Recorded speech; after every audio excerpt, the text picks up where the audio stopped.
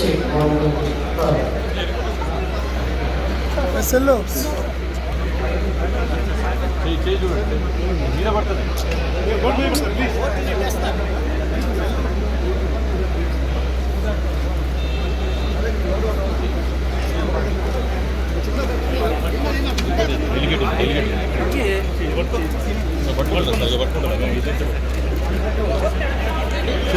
రాని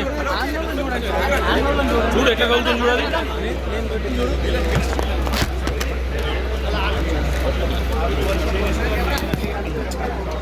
బోర్డులు పడతాయా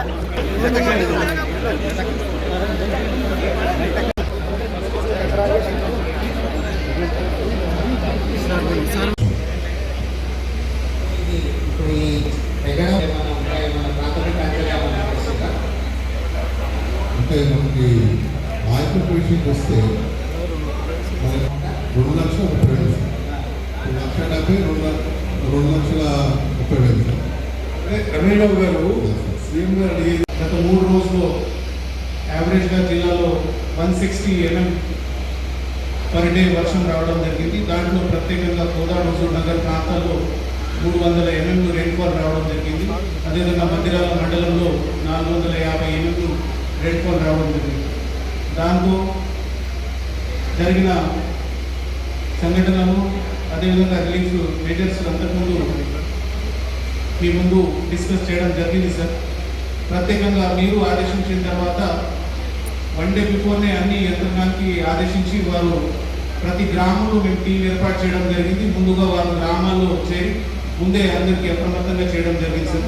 దానివల్ల చాలా మటుకి మనం ప్రాణహానిలు సేవ్ చేయగలిగాం సార్. నైట్లో వర్షం వచ్చినా కూడా చెరువులు కొట్టుకుపోయినా కూడా సార్ గ్రామాల్లో జనకి షిఫ్ట్ చేసి ఎవరికి ప్రాణహాని జరగకుండా మొత్తం అడ్మినిస్ట్రేషన్ చూసుకోవడం జరిగింది సార్. దాంట్లో ప్రత్యేకంగా ప్రజలు కూడా ముందు వచ్చి సహకరించింది కాబట్టి వారికి కూడా ధన్యవాదాలు తెలియజేస్తున్నాను సార్. ప్రత్యేకంగా ఈ రిలీఫ్ మెజర్స్కు సార్ ఇప్పుడు ఇంకా ప్రత్యేకంగా నార్మల్సీ తీసుకురావడానికి సార్ ఒక 4-5 మేజర్ యాక్టివిటీస్ మేము ప్రత్యేకంగా దృష్టి పెడతాం సార్. దీంట్లో కట్ ఆఫ్ అయిన గ్రామాలకి వెంటనే మోటరేబుల్ రోడ్ ఏర్పాటు చేసి ఎలక్ట్రిసిటీ కనెక్షన్ ఏర్పాటు చేసి అదేవిధంగా డ్రింకింగ్ వాటర్ ఏర్పాటు చేసి అక్కడ శానిటేషన్ యాక్టివిటీస్ టేకప్ చేసి సార్ వరద వచ్చిన తర్వాత సీజనల్ వ్యాధులు కూడా కొన్ని అక్కడ వస్తాయి కాబట్టి వాటి మీద కూడా ప్రత్యేకంగా చర్యలు తీసుకోవడానికి అడ్మినిస్ట్రేషన్ సిద్ధంగా ఉంది సార్. అదే కాకుండా ఈ చెరువులు కట్టుకుపోయిన తర్వాత లేదంటే కెనాల్స్ బ్రీచ్ అయిన తర్వాత అక్కడ ఏదైతే అగ్రికల్చర్ పొలాలకి డ్యామేజ్ జరిగింది అది మీ ఆదేశాల మేరకు ఇన్యూమరేట్ చేసి ప్రస్తావన తయారు చేసి గవర్నమెంట్కి పంపడం జరుగుతుంది సార్. అదేవిధంగా పశువులకు సంబంధించి మీరు ప్రత్యేకంగా చెప్పారు సార్, అది కూడా లిస్ట్ అవుట్ చేసి ప్రత్యేకంగా త్వరలోనే అధికారికంగా we will coordinate and conduct enumeration గ్రామ స్థాయిలో పోయి ఎన్యూమరేషన్ చేసి శాఖ వారిగా కోఆర్డినేట్ చేసి పూర్తి చేస్తాం సార్. ఇక్కడ వారికి బోర్నల్ సౌకర్యాల గురించి కావచ్చు. గత నెల 30, 31 గత నెల 30, 31 మొదటి తారీఖు ఈ 3 రోజులు అకాల వర్షాలు అతిగా వర్షాలు కురవడం వల్ల దాదాపు అధికారుల నివేదికల ప్రకారం హుజూర్ నగర్, కోదాడ, కుంటకుర్తి, సూర్యాపేట జిల్లాలో 30 సెంటీమీటర్లకు పైగా వర్షాలు కురవడం, దీనివల్ల పెద్ద ఎత్తున పంట నష్టం, ఆస్తుల నష్టం, కొంత ప్రాణ నష్టం జరిగిన సందర్భంలో రాష్ట్ర ప్రభుత్వం వైపు నుంచి ప్రజల్ని సంపూర్ణంగా ఆదుకోవాలి, ప్రజలకు ఒక విశ్వాసం కల్పించాలన్న ఆలోచనతోటి ఈరోజు నేను పర్యటన చేపట్టి సూర్యాపేట జిల్లా కోదాడ శాసనసభ నియోజకవర్గానికి పర్యటనకు రావడం జరిగింది. ఇందులో పెద్దలు మంత్రివర్యులు ఉత్తమ్ కుమార్ రెడ్డి గారు, మంత్రివర్యులు కోమటిరెడ్డి వెంకటరెడ్డి గారు, పార్లమెంట్ సభ్యులు నల్గొండ కుందూరు రఘువీరెడ్డి గారు, ఉత్తమ్ పద్మావతి గారు, కోదాడ శాసనసభ్యురాలు, గంగుల సామ్యల్, తుంగతుర్తి ఎమ్మెల్యే గారు, కలెక్టర్ గారు, ఇతర ప్రజాప్రతినిధులు, అదేవిధంగా సాగునీటి, విద్యుత్ శాఖ, ఆర్ఎండ్బి, పంచాయతీరాజ్, ఇతర శాఖలకు సంబంధించిన అధికారులు క్షేత్రస్థాయిలో గత 3 రోజుల నుంచి నిరంతరం ప్రజలకు అందుబాటులో ఉండి ప్రజల్ని ఆదుకునే ప్రయత్నం చేసి ప్రాథమికంగా సూర్యాపేట జిల్లాలో జరిగిన ప్రాణ, ఆస్తి, పశు నష్టము, ఆస్తుల యొక్క నష్టాన్ని అంచనా చేసుకొని కలెక్టర్ గారి నేతృత్వంలో ఉత్తమ్ కుమార్ రెడ్డి గారి సమీక్ష సమావేశంలో వారు ప్రాథమిక నివేదికను రాష్ట్ర ప్రభుత్వానికి ఇవ్వడం జరిగింది. ఈ ప్రాథమిక అంచనాల ప్రకారం సూర్యాపేట జిల్లాలో 2 మనుషులు చనిపోవడము, దాదాపుగా 21 చెరువులు తెగడము, 15 గ్రామాలలో 480 మందిని ఇతర ప్రాంతాలకు తరలించడము, 20,000 ఎకరాలలో పంట నష్టం జరగడము, అదేవిధంగా పశువులు 7 చనిపోవడము, ఇతర మేకలు ఇలాంటివి కూడా చనిపోవడము, 7 పక్కా ఇళ్ళు కూలిపోవడము, 33 కచ్చా ఇళ్ళు కూలిపోవడము, అదేవిధంగా హైదరాబాద్ విజయవాడ హైవే దారి కూడా పూర్తిగా దెబ్బతినడము, ఇతర చాలా విషయాలు ఈరోజు ఈ ప్రాథమిక నివేదికలో మన ముందు పెట్టడం జరిగింది. అదేవిధంగా తుంగతుర్తిలో కూడా పశువులు చనిపోవడము, చెక్ డ్యాములు డ్యామేజ్ అవ్వడము, అదేవిధంగా ఇల్లు కూలిపోవడము, ఇతర అంశాలను కూడా స్థానిక శాసనసభ్యులు నా దృష్టికి తీసుకురావడం జరిగింది.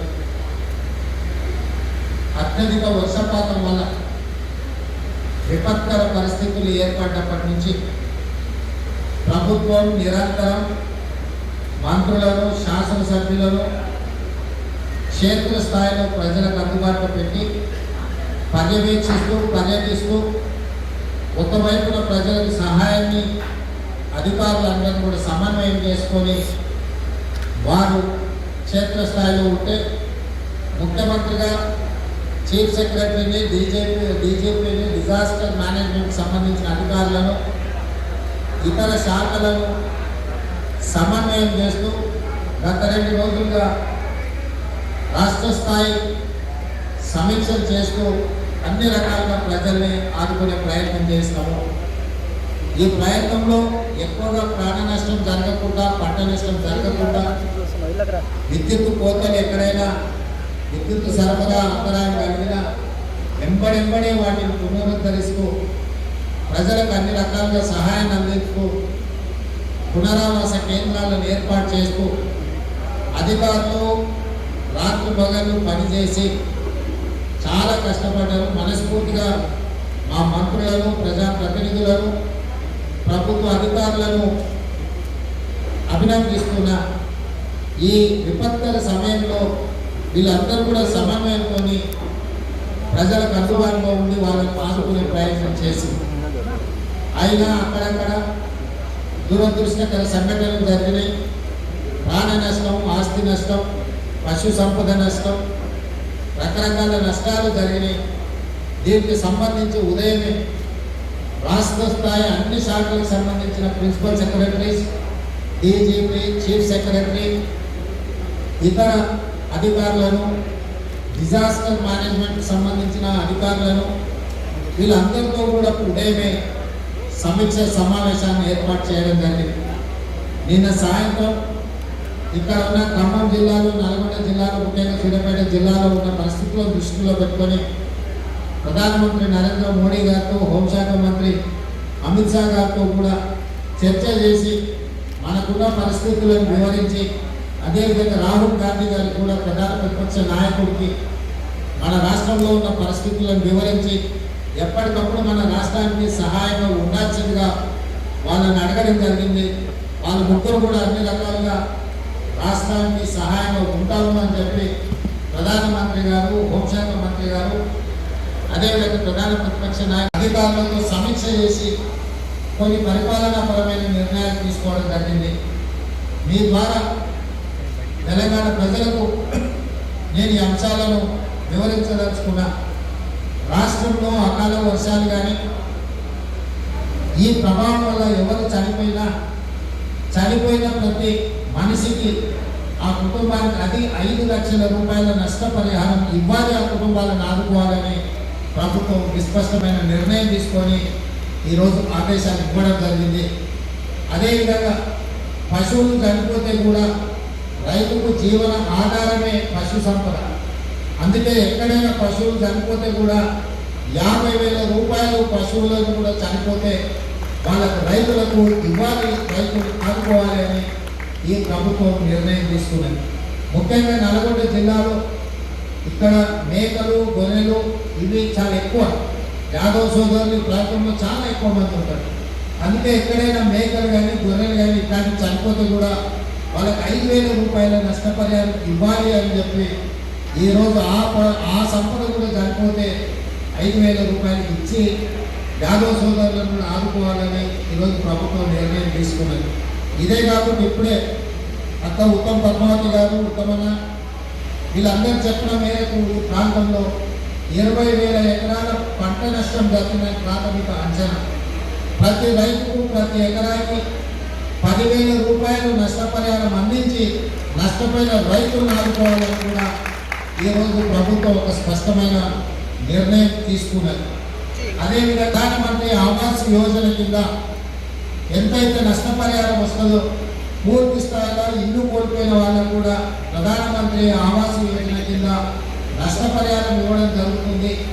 అర్హులైన వాళ్లకు ఇందిరమ్మ ఇల్లు కూడా ఇవ్వడం జరుగుతుంది. ఇల్లు కోల్పోయి నిరాశ్రయులైన అర్హులైన వాళ్లకు ఇందిరమ్మ ఇల్లు కూడా ఇప్పుడు నష్టపోయిన వాళ్లకు ఇవ్వడం జరుగుతుంది. ఇదే కాకుండా స్థానికంగా అత్యవసరంగా ఏదైనా నిర్ణయాలు తీసుకోవాలంటే అధికారులకు అంచనాలు తెచ్చి ఆ అంచనాలు రాష్ట్ర ప్రభుత్వానికి పంపించి సచివాలయంలో అవన్నీ మళ్ళీ మంజూరై వచ్చే వరకు పుణ్యకాలం కాస్త గడిచిపోతుందన్న ఆలోచనతోని సూర్యాపేట కలెక్టర్ స్వయంగా నిర్ణయించే విధంగా ప్రత్యేకంగా 5 కోట్ల రూపాయలు సూర్యాపేట కలెక్టర్ దగ్గర డిపాజిట్ చేస్తున్న గవర్నమెంట్ ముందే కలెక్టర్కి ముందస్తుగా 5 కోట్ల రూపాయలు విడుదల చేస్తున్నాం. ఎక్కడికి కలెక్టర్ గారు వెళ్ళినా అక్కడ స్పాట్లో అక్కడ సమస్యను చూస్తే అక్కడ ఆదుకోవడానికి అవసరమైన 2 లక్షలు, 5 లక్షలు, 10 లక్షలు, 20 లక్షలు ఏం కావాలని అక్కడికక్కడనే మంజూరు చేసే విధంగా సూర్యాపేట కలెక్టర్కి అందుబాటులో 5 కోట్ల రూపాయలని సూర్యాపేట కలెక్టర్ గారికి నిధులను విడుదల చేయమని చెప్పి నేను బయలుదేరే ముందే చీఫ్ సెక్రటరీ గారికి నేను ఆదేశాలు ఇచ్చి రావడం జరిగింది. అదేవిధంగా పాఠశాలలో కూడా పిల్లలకు సెలవులు ఇచ్చి, ఎందుకంటే గురుకుల పాఠశాలల్లో ఇతర పాఠశాలల్లో లేదా మండల కేంద్రాలు లేకపోతే జిల్లా కేంద్రాలలో ఉన్న విద్యార్థులు ఈ వర్షంలో పాఠశాలలకు వెళ్ళాలన్న ఇబ్బంది ఉంది కాబట్టి కలెక్టర్లకే స్వయంగా నిర్ణయించే విధంగా అక్కడ ఉన్న విపత్కర పరిస్థితులను బట్టి అక్కడికక్కడనే వాళ్ళు నిర్ణయం తీసుకొని పాఠశాలలకు సెలవులు చేయడానికి కూడా కలెక్టర్లకు పూర్తి స్థాయిలో వాళ్ళకు ఒక అనుమతి ఇవ్వడం జరిగింది. ఈరోజు ఈ రాష్ట్రంలో ఉన్న విపత్కర పరిస్థితులను రాజకీయాలకు అతీతంగా మనందరం కలిసికట్టు ఎదుర్కోవాల్సిన అవసరం ఉంది. దాంట్లో పాలకపక్షమా, ప్రతిపక్షమా, పాత్రికేయుల లేకపోతే స్వచ్ఛంద సంస్థలకు సంబంధించిన వాళ్ళ. ఇప్పుడే నేను వస్తుంటే వెంకయ్య నాయుడు గారు మాజీ ఉపరాష్ట్రపతి ఈరోజు తెలంగాణ రాష్ట్రానికి వాళ్ళకున్న ఎన్జిఓ నుంచి టోటల్గా వాళ్ళు 5 లక్షల రూపాయలు, 10 లక్షల రూపాయలు ఈరోజు తెలంగాణ రాష్ట్రానికి ముఖ్యమంత్రి సహాయ నిధికి నిధులు ఇవ్వడం జరిగింది. అంటే ఎవరైనా బాధ్యత కలిగిన వాళ్ళు ఇప్పుడు జరిగిన సంఘటనలలో ప్రజలకు నష్టపోయిన వాళ్ళను ఆదుకోవడానికి ముఖ్యంగా మేము మీకు అండగా నిలబడతాము, మీ కష్టాన్ని మేము గుర్తించినాము, మీ కష్టాన్ని తీర్చడానికి మేము సహాయం అందిస్తామని ఇట్లాంటి సంఘటనలు వారు ఉదాహరణగా వెంకయ్య నాయుడు గారు ముందుకు వచ్చి రాష్ట్ర ముఖ్యమంత్రి సహాయ నిధికి నిధులు ఇచ్చినందుకు ప్రత్యేకంగా తెలంగాణ ప్రజల తరఫున వారికి నేను కృతజ్ఞతలు తెలియజేస్తున్నా. ఈ విధంగా స్వచ్ఛంద సంస్థలు కానీ కార్పొరేట్ సంస్థలు కానీ ఎవరైనా సహాయం అందించదలుచుకున్న వాళ్ళు రాష్ట్ర ప్రభుత్వానికి ముఖ్యమంత్రి సహాయ నిధికి ఇస్తే ప్రజలకు మనం ఇంకా మేలైన సౌకర్యాలు అందించడానికి వీలవుతుంది. అదేవిధంగా ప్రతిపక్ష నాయకులు కూడా కొంతమంది చాలా విషయాలు మాట్లాడుతున్నారు. నేను ఇది సందర్భం కాదు కాబట్టి ప్రస్తావిస్తలేను. 10 సంవత్సరాలు అధికారంలో ఉన్న వాళ్ళు ఎన్నిసార్లు వర్షాలు వచ్చినాయి, వరదలు వచ్చినాయి, ప్రజలు చనిపోయారు. హైదరాబాద్లో వర్షాలు వరదలు వచ్చినప్పుడు వాళ్ళ వ్యవహారం ఏ విధంగా ఉంది, ప్రజలకు కళ్ళ కట్టినట్టుగా కనిపిస్తుంది. ఈరోజు ఒక ఆయన అమెరికాలో ఉండి ట్విట్టర్లో పెడుతున్నాడు, ఇంకొక ఆయన ఫామ్ హౌస్లో పడుకొని బయటకు కూడా వెళ్ళడం లేదు. ఇంకా వాళ్ళు మిగతా వాళ్ళు ఎవరు ఎక్కడ ఉన్నారో ప్రజలు కూడా నిశ్చితంగా గమనిస్తున్నారు. కాబట్టి దయచేసి ఈ వరద సమయంలో బురద రాజకీయాలు చేయకండి. నా సూచన, మీరు బురద రాజకీయాలు చేసిన తర్వాత మా కోమటిరెడ్డి గారు లేకపోతే మా మందుల శాఖలో వాస్తవాలను మాట్లాడాల్సి వస్తే అది మీకు వినడానికి కూడా మీకు బాగా కలుగుతుంది. మీరు ఇక్కడనే అబద్ధాలు చెప్తే మా వాళ్ళు నిజాలు ప్రజలకు చెప్పాల్సిన పరిస్థితి వస్తుంది. కాబట్టి దయచేసి బురద రాజకీయాలకు స్వస్తి పలకండి. ఇప్పుడు రాజకీయాలు చేసే సందర్భం కాదు. అందరం క్షేత్రస్థాయిలో పర్యటనకు వెళ్లాల్సిన సందర్భము, క్షేత్రస్థాయిలో ప్రజలకు అండగా ఉండాల్సిన సందర్భము. మీకు బెయిల్ వచ్చిందంటే 20 మంది ఎమ్మెల్యేలను వేసుకొని ఢిల్లీ పోవడానికి మీకు సమయం ఉంటుంది. కానీ ప్రజల కష్టాల నుండి చనిపోతే ఎవరు, కేసీఆర్ గారు కానీ కేటీఆర్ గారు కానీ క్షేత్రస్థాయికి మాత్రం రాదు. ఒకరు అమెరికా పర్యటనలు ఉంటారు, ఇంకొకరు ఫామ్ హౌస్లు ఉంటారు. మీరు ఈ ప్రభుత్వం చేస్తున్న ప్రయత్నాన్ని తప్పుపట్టే విధంగా ఖమ్మం జిల్లాలో జరుగుతున్న జీవితాల్లో మంత్రులు పూర్తిగా అక్కడే క్షేత్రస్థాయి. ఉత్తమ్ కుమార్ రెడ్డి గారు ఎక్కడో ఢిల్లీలో ఉంటే ఉండాకుండా రాత్రి బయలుదేరి ప్రజలకు అందుబాటులో ఉండాలి అని వారు పరిగెత్తుకు వచ్చింది. నిన్న సీతక్క కావచ్చు, శ్రీధర్ బాబు కావచ్చు, పొన్నం ప్రభాకర్ గారు కావచ్చు, భట్టి గారు కావచ్చు, పొంగులేటి కుమర గారు కంప్లీట్గా క్షేత్రస్థాయిలో వాళ్ళు ప్రజలు ఉన్నారు. మొన్నటి నుంచి నేను నిద్రపోకుండా కమాండ్ కంట్రోల్ రూమ్ ద్వారా అందరినీ పర్యవేక్షిస్తూ ఎక్కడికక్కడ అధికారులకు ఆదేశాలు ఇస్తూ కలెక్టర్లు అందరినీ అప్రమత్తం చేసి అన్ని శాఖల అధికారులను సమన్వయం చేసి వీలైనంత మేరకు ప్రజలు ఆదుకుంది. పరిహారం విషయంలో కానీ ప్రజలకు ఏ విధంగా అండగా నిలబడాలి, ప్రజల్ని ఏ విధంగా ఆదుకోవాలని ఒక బాధ్యతాయుతంగా ఈ నిర్ణయాలన్నీ తీసుకున్నాం. ఇదే కాకుండా national disaster response force NDRF కేంద్ర ప్రభుత్వం పరిధిలో ఉంది. మనకెప్పుడు ఏదైనా ఉపద్రవం వచ్చినప్పుడు మనం కేంద్రం వైపు చూస్తున్నాం. మీరు విమానాలు పంపించండి, మీరు బోట్లు పంపించండి, మీరు శిక్షణ కలిగిన సిబ్బందిని పంపించండి అని ఆలోచన చేసి ఈరోజు సేమ్ సిమిలర్ ఒక ఆర్గనైజేషన్ స్టేట్లో పెట్టుకోదలుచుకున్నాము. స్టేట్ డిజాస్టర్ రెస్పాన్స్ ఫోర్స్ని SDRF తెలంగాణ రాష్ట్రంలో 8 బృందాలుగా రాష్ట్రంలో వివిధ ప్రాంతాలలో, ఎందుకంటే ఒక్కొక్క జిల్లాలో ఒక దగ్గర ఉంటే అక్కడ లోపల ఏ సమస్య వచ్చినా తక్షణమే వాళ్ళు అక్కడికి వెళ్ళడానికి వీలవుతుందని చెప్పి 8 బృందాలుగా ఒక్కొక్క బృందంలో 100 మందిని సిబ్బంది, స్పెషల్ ప్రొటెక్షన్ ఫోర్స్లో ఉన్న పోలీస్ సిబ్బందికి శిక్షణనిచ్చి ప్రత్యేకంగా వీళ్ళని సుశిక్షితులుగా తయారు రాష్ట్ర ప్రభుత్వం నిర్ణయం తీసుకున్నది. ఇందులో 800 మంది 8 యూనిట్లు ఉంటారు. ఈ 8 యూనిట్లు ఉదాహరణ బీచ్పల్లిలో, ఆదిలాబాద్లో, కొత్తగూడెంలో ఎక్కడైతే స్పెషల్ బటాలియన్స్ క్యాంపులు ఉన్నాయో వీళ్ళని అక్కడ పెట్టాం. అత్యవసరంగా జిల్లాలో ఏ సమస్య వచ్చినా మొట్టమొదటి వాళ్ళు పరిగెత్తి సహాయక చర్యలలో పాల్గొనేటట్టు ఈరోజు నిర్ణయం తీసుకొని SDRFని మనం స్టార్ట్ చేసుకున్నాము. ఇదే కాకుండా ప్రధానమంత్రి గారు కూడా రాష్ట్రంలో జరిగిన ఈ విపత్కర పరిస్థితులను పరిశీలించడానికి వారిని స్వయంగా రమ్మని చెప్పి ప్రధానమంత్రి గారిని కూడా కోరడం జరిగింది. ఇదే కాకుండా వివిధ జిల్లాల నుంచి ప్రాథమికంగా అందిన సమాచారాన్ని బట్టి ఒక 5,000 కోట్ల రూపాయల నష్టం జరిగింది అని చెప్పి అధికారులు, చీఫ్ సెక్రటరీ గారు ఒక నివేదికనిచ్చారు. తక్షణమే ప్రాథమిక అవసరాల కోసము 5,000 కోట్ల రూపాయలను ఆ నివేదికను పంపించి వీలైనంత మేరకు ఆర్థిక సహాయాన్ని అందించమని చెప్పి కేంద్ర ప్రభుత్వానికి కోరడం జరిగింది.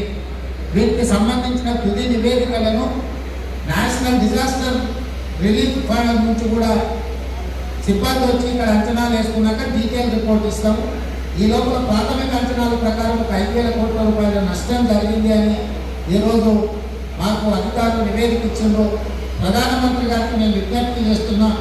ముఖ్యంగా ఈ రాష్ట్రం నుంచి ప్రాతినిధ్యం వహిస్తున్న కిషన్ రెడ్డి గారికి, బండి సంజయ్ గారికి కేంద్ర మంత్రులుగా తక్షణ సహాయం కింద ఒక 2,000 కోట్ల రూపాయలు తక్షణమే విడుదల చేయించండి.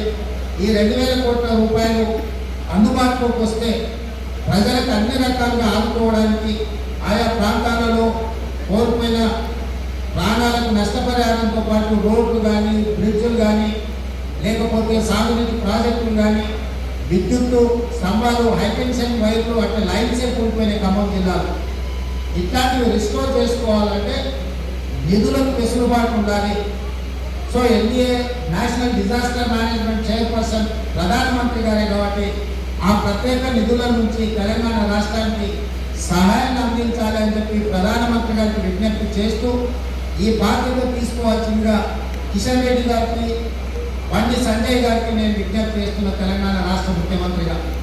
ఇవన్నీ కార్యక్రమాలను తీసుకొని మనం ముందుకు వెళ్ళాలి. నేను ఖమ్మం పర్యటనలో భాగంగా ఈ ప్రాంతంలో కూడా ఇక్కడ ఉన్న వాళ్ళకి ఒకటే విశ్వాసం కల్పించదలుచుకున్నాను. ఈ ప్రభుత్వం మీకు అండగా ఉంటుంది. ఉత్తమ్ కుమార్ రెడ్డి గారు, స్థానిక శాసనసభ్యులు, పార్లమెంట్ సభ్యులు మీకు నిరంతరం అందుబాటులో ఉంటారు. అధికారులు నిరంతరం 24 గంటలు అందుబాటులో ఉంటారు. ఏ ప్రజలు కూడా ఆందోళన చెందాల్సిన అవసరం లేదు. పూర్తి స్థాయి నివేదిక తీసుకొని ఉత్తమ్ పద్మావతి గారు, మంత్రి సామిల్ గారు, అదేవిధంగా హుజూర్ నగర్ శాసనసభలో జరిగిన నష్టాల గురించి మంత్రి గారు కూడా నా దృష్టికి తీసుకొచ్చారు.